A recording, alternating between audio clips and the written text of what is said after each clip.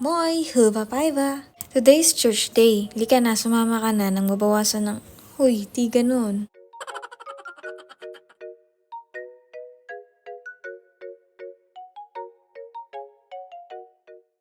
On the way na kami to church dito.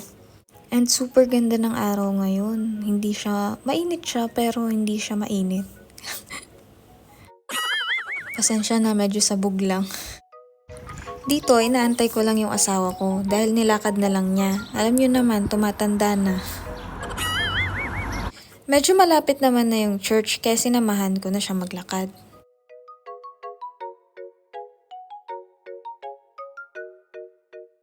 And finally, andito na tayo.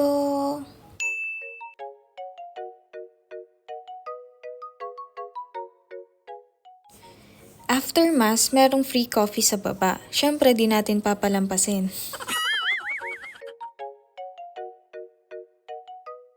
Merong cake, wafer, coffee, and tea.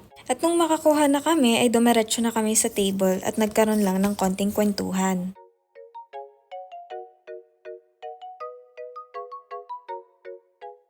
After church, dumiretso kami sa Prisma para maghanap ng mga essentials na gagamitin. Tsaka na yung wants, dun muna tayo sa needs. Pag may 1 million na tayo, ganon. Charis.